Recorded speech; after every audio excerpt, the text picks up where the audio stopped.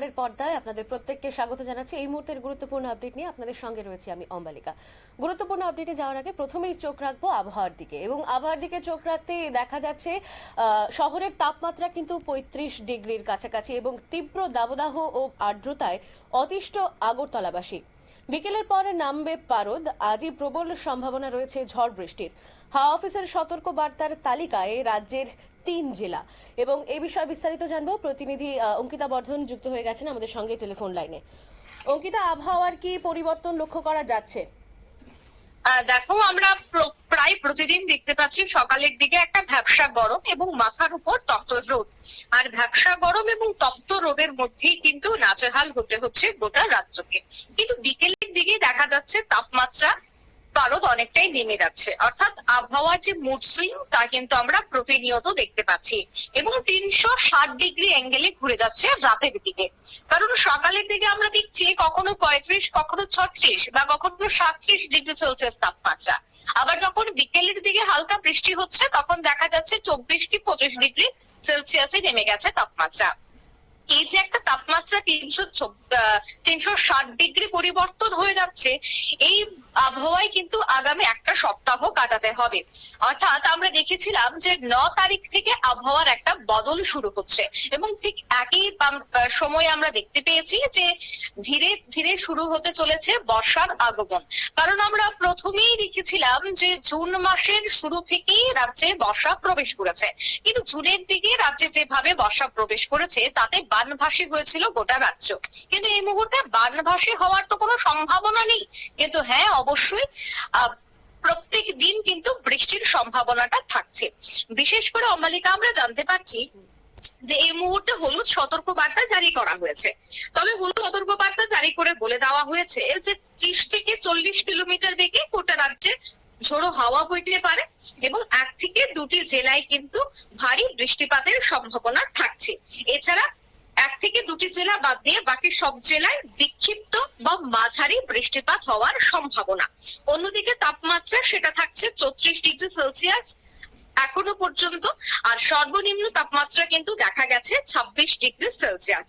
অন্যদিকে বাতাসে আর্দ্রতার কথা যদি বলতে হয়, বাতাসে কিন্তু আর্দ্রতা রয়েছে 98%। অর্থাৎ ভাবতেই পারছো যে জলীয় বাষ্প অত্যাধিক পরিমাণ থাকার ফলে এই মুহূর্তে কিন্তু একটা ভ্যাপসা গরম এবং আর্দ্রতা জনিত অস্বস্তি অনুভূত হচ্ছে।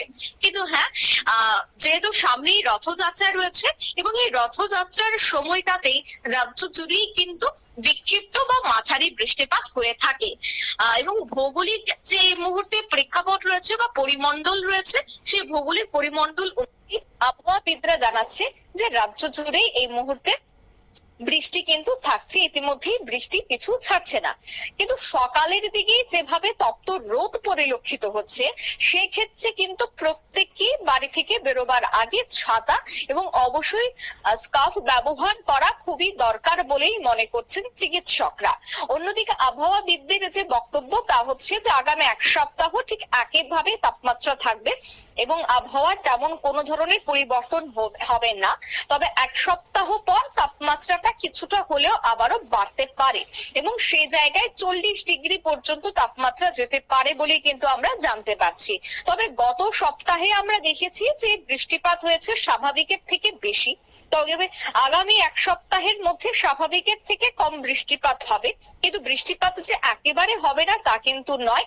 প্রায় প্রত্যেক দিনই কিন্তু বিক্ষিপ্ত বা মাঝারি বৃষ্টিপাত দেখা যাবে রাজ্যের প্রায় সবকটি জেলায়। কিন্তু অবশ্যই বজ্রবিদ্যুতের জন্য কিন্তু এই 24 ঘন্টায় হলুদ সতর্ক বার্তা জারি করে দেওয়া হয়েছে। তার পেছনে কারণ হচ্ছে অম্বালিকা, আমরা প্রায় সময় দেখতে পাই যে এই বজ্রবিদ্যুতের ফলে অনেক সময় কৃষি খেতে গেলে কৃষকরা বজ্রবিদ্যুতের আঘাতে তারা গুরুতর আহত হয় বা মৃত্যু পর্যন্ত হয়। তাই সেক্ষেত্রে বজ্রবিদ্যুতের এই যে একটা সতর্ক বার্তা তা দেওয়ার পেছনে মূল কারণ হচ্ছে যে বিকেলের দিকে যেন কেউ কৃষি খেতে না যায়, বা যদি কোনো ঝলকানি দেখা যায় বা বজ্রবিদ্যুৎ যদি দেখা যায় তবে সেক্ষেত্রে ঘরে থাকার পরামর্শ কিন্তু দেওয়া হচ্ছে। কারণ খালি জায়গাতেই এই বজ্রবিদ্যুতের বিষয়টা আমরা দেখতে পাই। তাই আবহাওয়াবিদরা কিন্তু এই মুহূর্তে বজ্রবিদ্যুতের জন্য হলুদ সতর্ক বার্তা জারি করে দিয়েছে। এছাড়া দেশের অন্যান্য রাজ্যের কথাও যদি বলতে হয়, সিকিম আমরা জানি যে সিকিমে তিস্তার জল প্রতিনিয়ত বাড়তে শুরু করেছে, অন্যদিকে তিস্তা জল বাড়া, এছাড়া উত্তর সিকিমে ধস নামা, এটা কিন্তু এখন সিকিমে প্রায় নিত্যদিনের ঘটনা হয়ে দাঁড়িয়েছে। অন্যদিকে যে অন্যান্য উত্তর পূর্বাঞ্চলের রাজ্যগুলি রয়েছে, অসম, মেঘালয়, মিজোরাম, মণিপুর, এই সমস্ত জায়গাতেও কিন্তু বজ্রবিদ্যুৎ সহ বৃষ্টির সম্ভাবনা জারি করে দিয়েছে আইএমডি। কিন্তু দিল্লির কথা যদি বলতে হয়, দিল্লিতে কিন্তু অতিরিক্ত পরিমাণে গরম এবং সেখানকার মানুষ কিন্তু এবার নাজেহাল হচ্ছে কবে আবার বৃষ্টি আসবে ঝমঝমিয়ে। কারণ দিল্লিতে এই মুহূর্তে তাপমাত্রা প্রায় 40, তাই সেক্ষেত্রে সেখানকার মানুষ কিন্তু অনেকটাই অস্বস্তিতে রয়েছে। কিন্তু রাজ্যের ক্ষেত্রে তাপমাত্রা এখনই 40-এর কাছে গিয়ে পৌঁছাবে না, কিন্তু অবশ্যই আগামী 1 থেকে 2 সপ্তাহের মধ্যে তাপমাত্রা 38 কি 39 ডিগ্রি সেলসিয়াসে থাকতে পারে বলে আমরা এখনো পর্যন্ত জানতে পারছি। কিন্তু অবশ্যই আগামী বুলেটিনে আমরা সেই বিষয়টা সম্পর্কে স্পষ্ট হয়ে যাব। তবে দেখো, যে বর্তমান একটা পরিস্থিতি তা কিন্তু রীতিমতো গুমোট পরিস্থিতি, তাই সেক্ষেত্রে জলীয় বাষ্প যতদিন পর্যন্ত বেশি থাকবে বা অত্যাধিক পরিমাণে জলীয় বাষ্প থাকবে ততদিন পর্যন্ত রাজ্যে কিন্তু এই ভ্যাপসা গরমটাই পরিলক্ষিত হবে। কিন্তু বৃষ্টিও থাকছে, বিকেলের দিকে বৃষ্টিটাই কিছুটা স্বস্তি পেতে পারে রাজ্যবাসী। তবে আগামী 24 ঘন্টার ক্ষেত্রে কিন্তু তেমন, অর্থাৎ ভারী থেকে অতি ভারী বৃষ্টির কিন্তু কোনো ধরনের সম্ভাবনা থাকছে না। কারণ আমরা জানি যে রাজ্যে বিশেষ করে জুন থেকেই কিন্তু বর্ষা প্রবেশ করে এবং ক্রান্তীয় মৌসুমী জলবায়ু রাজ্যে রয়েছে। আর ক্রান্তীয় মৌসুমী জলবায়ুর প্রভাবে যে বৃষ্টি হয়, সেই বৃষ্টির কিন্তু একেবারে দেখা যায় যে জুন থেকেই শুরু হয়। তাই জুন থেকে শুরু যেহেতু হয়, তাই বর্ষা ইতিমধ্যেই প্রবেশ করেছে। কিন্তু অতি ভারী বৃষ্টি এখনই হচ্ছে না, আগামী 1 থেকে 2 সপ্তাহ পর আমরা এই বিষয়টা নিয়ে স্পষ্ট হব। অম্বালিকা।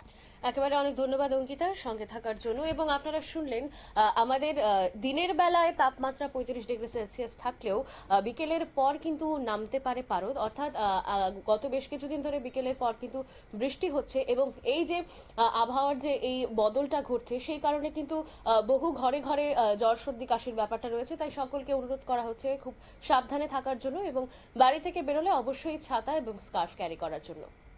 নিয়ে নেব ছোট্ট একটা বিজ্ঞাপন বিরতি, সঙ্গে থাকুন।